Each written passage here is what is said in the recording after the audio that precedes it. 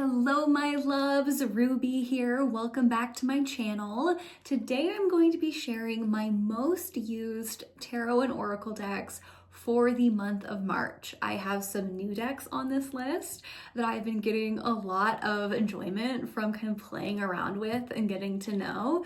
And then I have some like older tried and true favorites that really came forward this month that have kind of been breathed life into in a new way. It's like old decks that I'm utilizing with this reinvigorated sense of passion and purpose for them. So I'm gonna share all of them. We're gonna start with the new decks, and then we're gonna move into some of the older decks that I've probably talked about on this channel before, and how I'm using them, why I am using them. So without further ado, let's jump in. Now, the first two decks on this list, I feel like there's some explanation required. There's a little bit of story. Okay, so this deck out of these two decks, because these two decks are related, I purchased to do an unboxing specifically for this channel.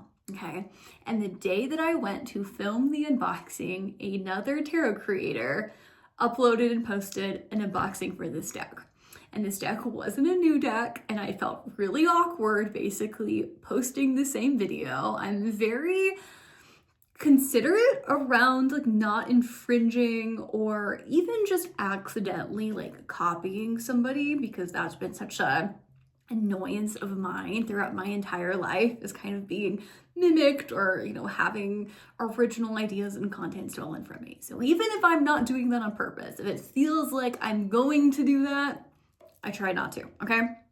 And that actually saved me, because when I opened I'm just gonna show it to you. It's the Cosmic Pearl Oracle. When I opened this deck, I was so horrified by the quality of it. I was like, thank God I did not post an unboxing. This would have been a scathing review. The unboxing for this deck would have been ruthless. I would have probably torn it to shreds, because there are some big objective flaws with it, which I will show you, okay? After I unboxed it, I was like, this really reminds me of a disappointment I had with a deck maybe 6 months or a year ago. You know, just like similar, really weird, just like formatting issues with the deck and some very overt like quality flaws, okay? And then I found that older deck I had experienced pretty much the same frustrations with, and I found out they were from the same publisher, right? So both the Sacred Codes Oracle and the Cosmic Pearl Oracle, I had a very similar experience of unboxing and being really disappointed with the quality and the layout of the decks, okay? So I revisited both of them, and I was like, can I work with these, or should I re-gift them? And I decided to put them on my Aphrodite altar, my glamour altar, because that altar I've been wanting to have a deck on for a while, but I have a ton of oils. I do a lot of workings at that altar that can get messy, and I don't want to, you know, ruin a deck by getting a bunch of oil on it or a bunch of spiritual cologne on it, right? And so I was like, because these decks aren't the greatest quality, I'm not going to be sad if they get, you know, accidentally stained or ruined. So I put these on my glamour altar, and now I've actually been loving them. I've been loving my experience with them, and they've been bringing a lot to my experience at my glamour altar. I've been doing daily draws with both of these decks every day. So I'm going to show you both of them with the caveat that there's some really noticeable quality issues with these decks. And my initial instinct was to kind of toss them, to regift them. And I'm glad I didn't, because now I'm really enjoying them. Okay, so the first, so things are falling, things are dropping, Mercury is in retrograde during an eclipse, is the Cosmic Pearl Oracle by Ashley Frost and Leah Showman from Sacred Scribe Publishing. This is a divine feminine deck, and I believe it's specifically for Aphrodite. So The romantic and fluid deck is a tribute to Aphrodite, the goddess of love, beauty, and sensuality. By honoring the element of water, she invites you to dive deep into your heart center, exploring its depths and unlocking its profound wisdom. So I purchased this deck to work with Aphrodite. I actually love the backings. I think the backings are perfect. Perfect. So nice. And then they have these like light blue gilded edges. So this part of the deck, gorgeous, Gorgina gorgeous, okay?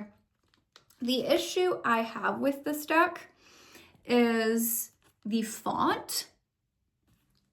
What is this, right? How this is designed, and then also some of these images are very blurry, okay? So this is the title card that somehow is still in there. Now, the disappointment was real for me because you know how I feel about pre-Raphaelite art. This deck should have been really a 10 out of 10 deck. And I don't even want to blame the deck creator because it is both decks that have this issue and it's from the same publishing company. I'm assuming this is an issue with the publishing company.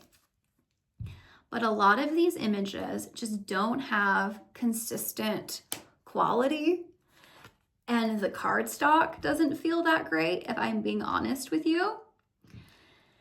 And I hate the font so much. Why would you pick this font for an Aphrodite deck? This feels so lazy and underdone. Okay? And I think you can tell, just like look how blurry that is. But I've been actually really loving working with this deck.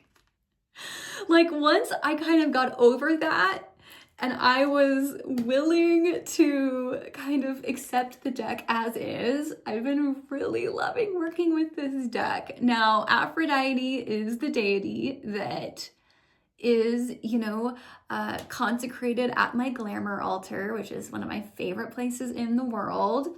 It's really Aphrodite's altar. And so having this deck right there feels very aligned. And I will pull from this deck to get a message from Aphrodite every day. And also it really inspires my glamour workings because I do glamour workings every day there. And it gives me some insight in what energy is aligned for me to really call in and work with and glamour myself with. And some of these images really are stunning. And, my moon and my Mercury in Aries, yes, but in the 6th house. And so I am a little bit of a perfectionist in certain ways. So I'm glad I was able to find a way to work with this deck that the flaws inherent in it aren't really bothering me. Because again, I don't mind if this deck, get some oil on it, get some spiritual cologne on it, get some wax on it, it's okay. And some of these images really are stunning.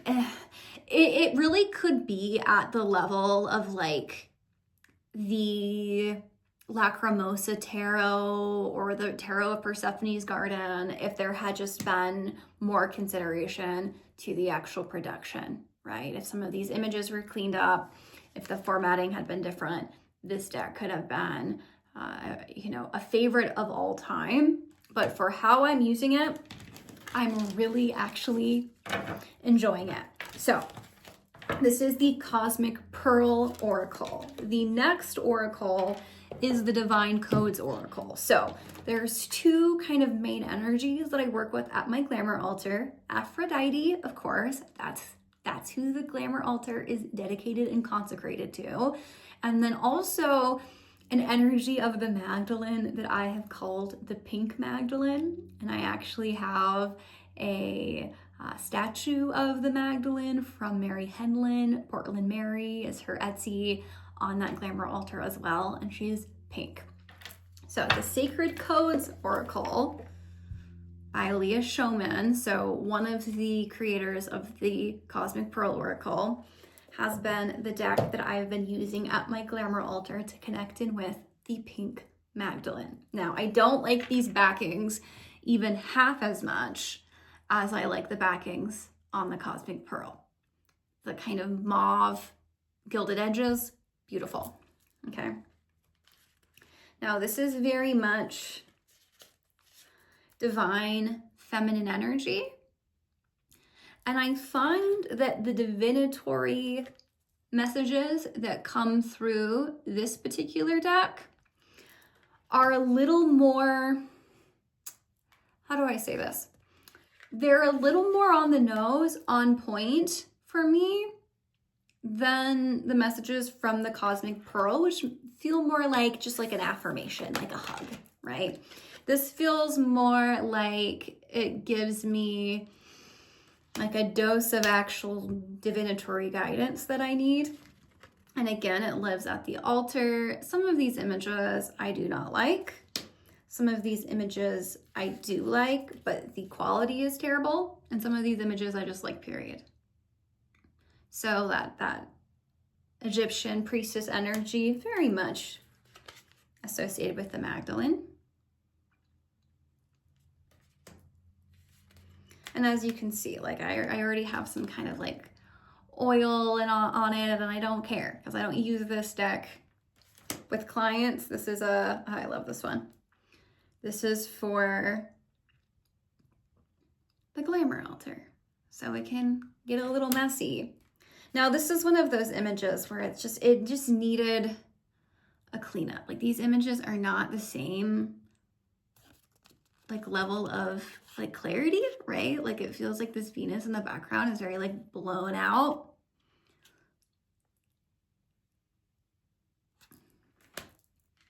But for what it is and how I'm using it, I have come to really enjoy both of these decks. And this one, I keep drawing this one, and I just really love this one. I would love for like another edition of these decks to come out with some of the flaws cleaned up, because there's so much potential here, really. But I'm glad I found ways to work with them, and now I'm actually really loving working with them. I love this one too. And maybe it's a lesson in really accepting what is, right? And letting things be imperfect. So that is the Divine Codes Oracle. I wouldn't necessarily go out and buy these ones unless you're feeling really called to work with them in the way that I'm working with them, or you don't really care necessarily about the imperfections, all right? So the next deck that I have been working with that is new to my collection, I have been loving working with this deck. This deck I do recommend. And it is the Priestess Moon Deadly Apothecary Oracle, Poisonous Plants as Guides and Healers. And it does not have the name of the author anywhere on the box, but it is published by Rockpool, unless the author's name is Priestess Moon, in which case, like, go off, queen, love it. Okay.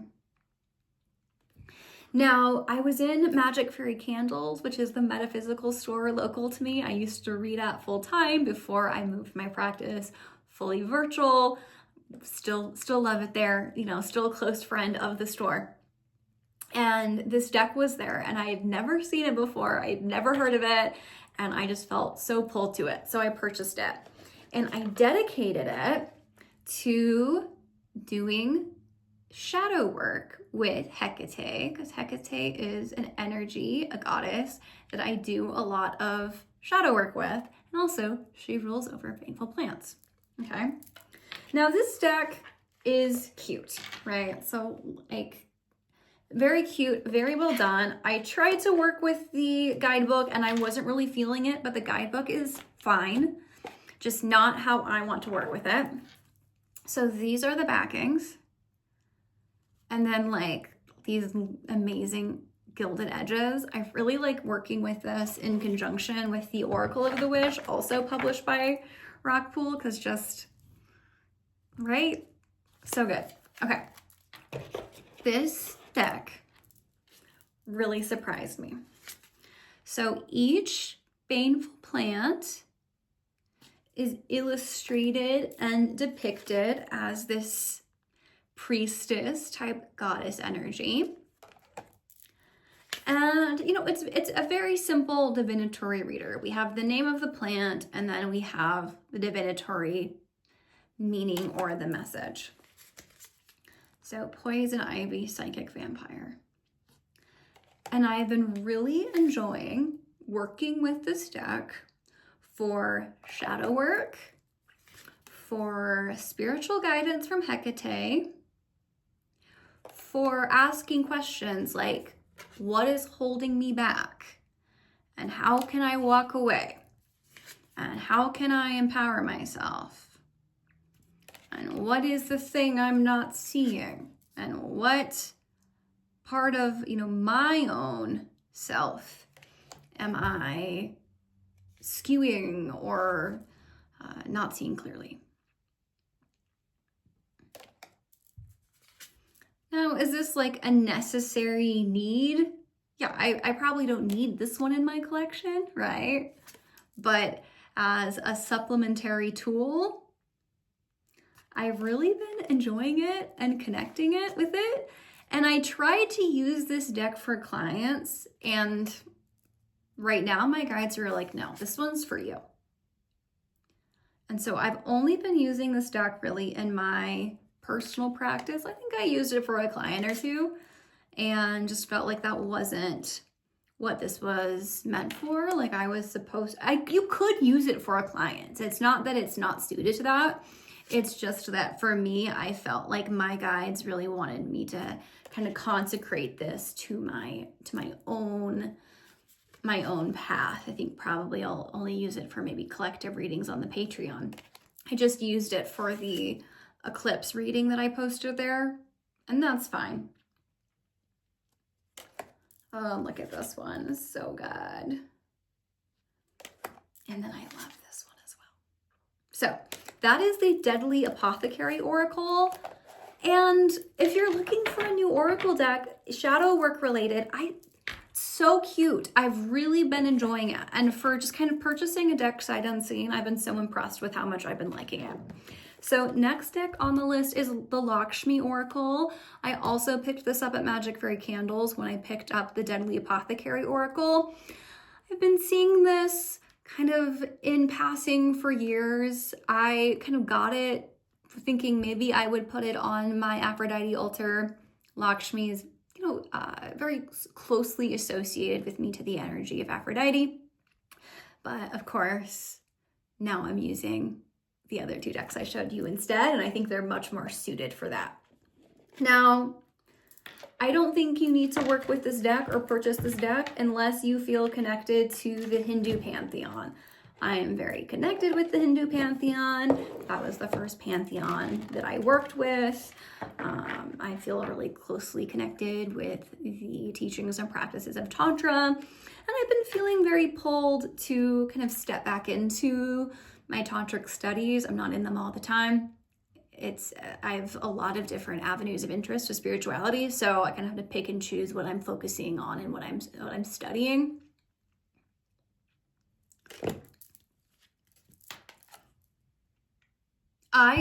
Story. I kept pulling this card again and again and again, this Tulsi card. And I was like, why do I keep pulling this?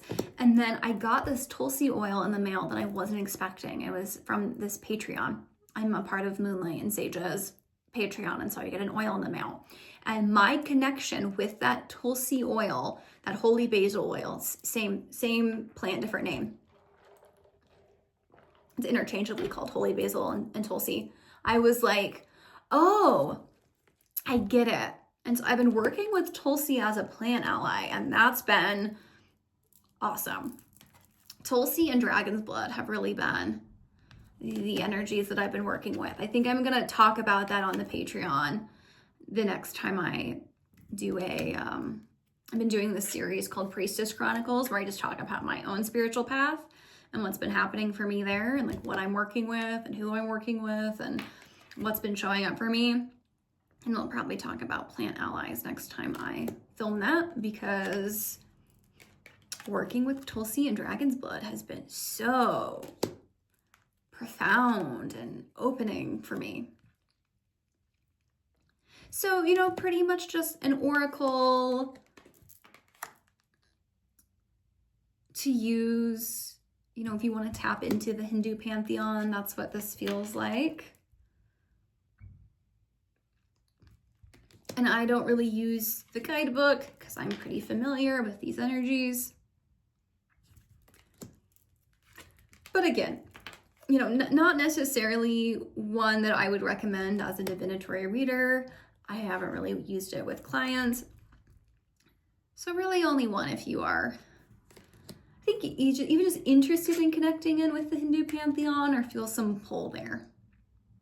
All right, let's move into some of the older decks that I've been working with, or just decks that I've talked about on the channel before. Kind of, I won't talk about the decks that I use all the time in my professional work, like the Sistine Tarot or the Le Vampire Oracle, because I've kind of talked about those at length.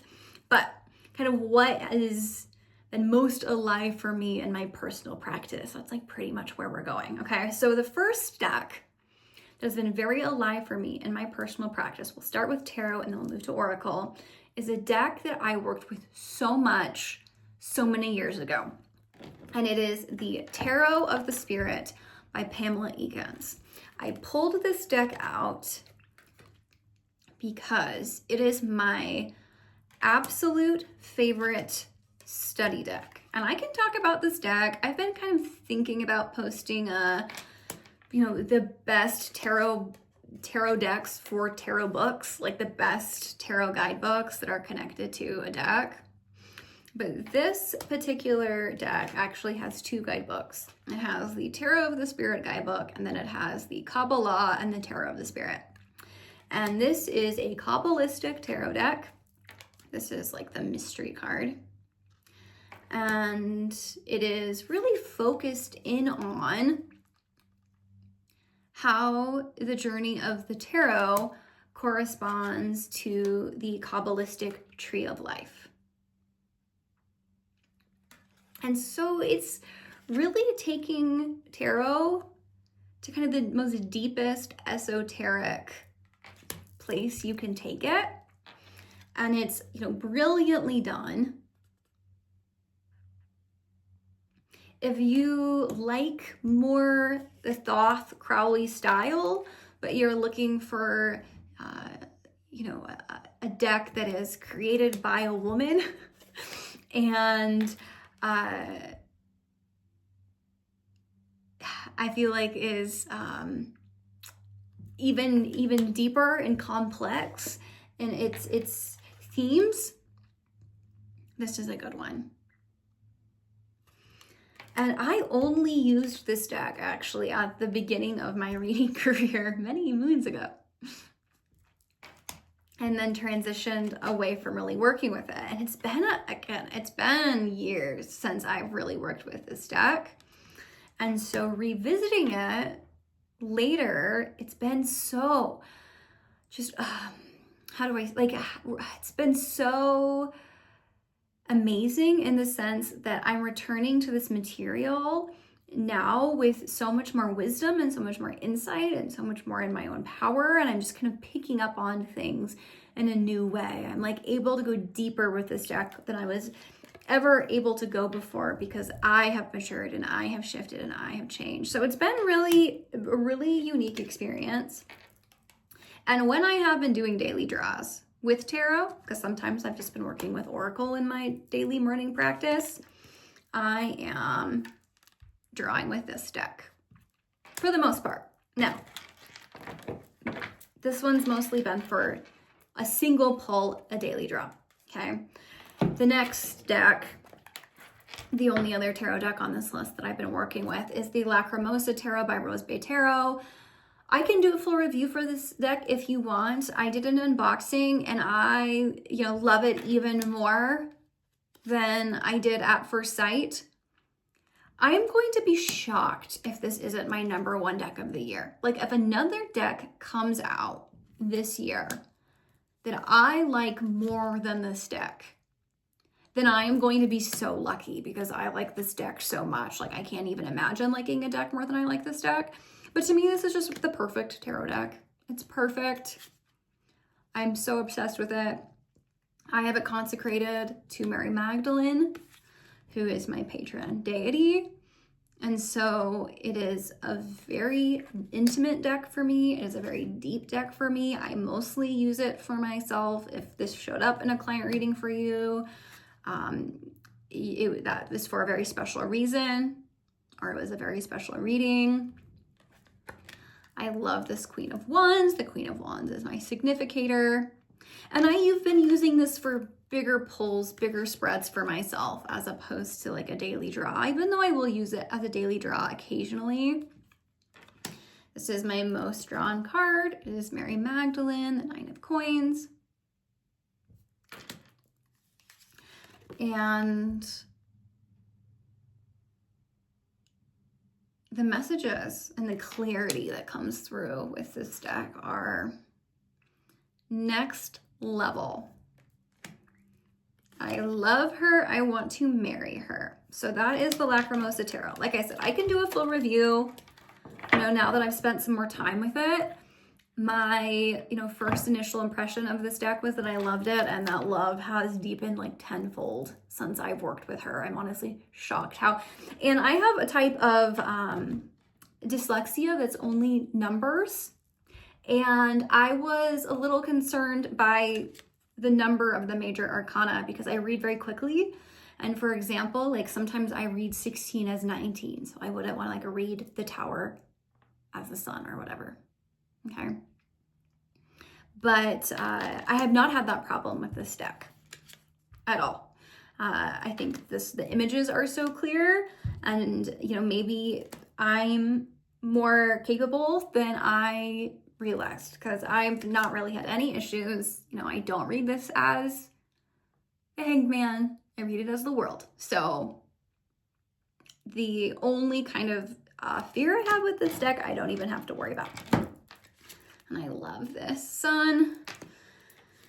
And I love this Chariot. Okay, we could talk about that deck all day. Now, Oracle decks. I've talked about these Oracle decks at length, but they've been really coming forward in a fresh way. And the first is the Isis Oracle by Alana Fairchild. I have worked with this deck really in depth over the years. I have done a lot of really beautiful work with this deck, and she usually comes out when I am like in an energetic upgrade. So this deck sits on my devotional altar, which is an altar to Mary Magdalene, Yeshua. Isis really shows up as Sophia to me. And because Mary Magdalene is my patron deity, like Isis is my patron deity. Like it's something I can't really explain with words. It's just what came through in like what my inner spiritual experience is. So that's my own unverified personal gnosis. But my altar to Christ consciousness and the feminine Christ and Mary Magdalene is also my altar for Isis. She's let me know that she's happy there, that she does not need a separate altar at this time. And so that's where this deck lives. And I have been drawing from this deck maybe 3 or 4 times a week and doing the energetic activations that are included with the card pull specifically, because that's how this deck likes to be worked with me. Like we're actually doing the energy work and not just using it simply as a divinatory reader. And as always, the activations have been profound and just kind of coming into new levels in my work as a priestess, utilizing it. So it's interesting. I've been working with this deck for several years, and there's still kind of fresh wisdom to be found and new places to go with it. Definitely one of my most used decks and one of my favorites. I don't know if I've ever done my favorite Oracle decks of all time video. That's one that can be made in the future. Oh God, I love this deck. So good. All right, next deck that I've been working with a lot is the Herbal Astrology Oracle. That's what it's called, right? This is like one of my favorite decks. The Herbal Astrology Oracle. Yes. Okay. I think I have a review of this deck that I posted maybe a few years ago. This is also in my favorite Oracle decks of all time list. But no, I haven't really worked with her intimately for a while, not in my personal life. There's just something about the energy of the plant spirits that's really come alive for me. And plant spirits as teachers and allies, specifically as I've been working with Tulsi and Dragon's Blood.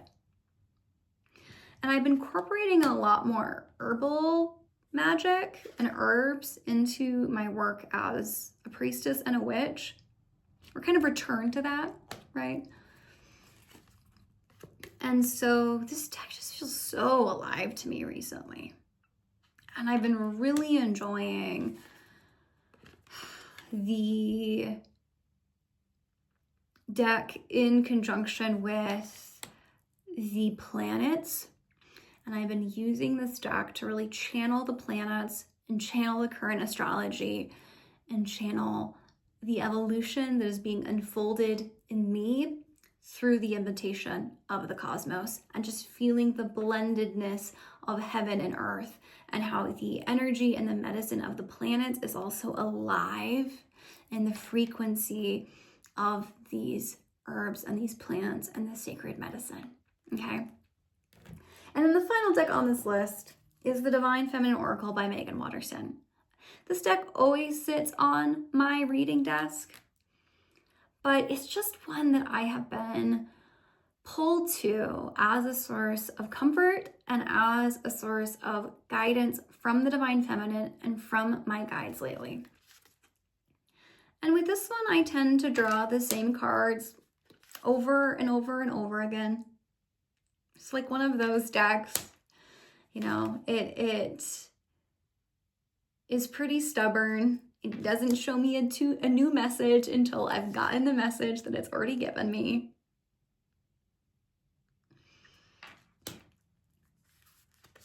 And in this retrograde season, right? So I'm filming this in March 2025. We're in the middle of a Venus retrograde, a Mercury retrograde. We're still integrating a Mars retrograde in this eclipse portal. It feels so aligned with the energy of the cosmos, and I'm revisiting these older decks in new ways, and also feeling my own growth and feeling my own evolution through revisiting some of these older favorites. So that's been pretty much it. I've still been working a lot with the decks that came through in my February deck favorites, but these are what have been most alive for me, and just really bringing me a lot of comfort and guidance as I've moved through what has been a really intense month. This month has brought in a lot of intense initiations and activations for me. So always curious to hear what decks you are working with this month, right? If you want more content from me, I post much more regularly on my Patreon. It's almost like at least a post a week there. And you can also find me on Instagram and on TikTok. And as always, I am sending you so much love, and I will see you soon.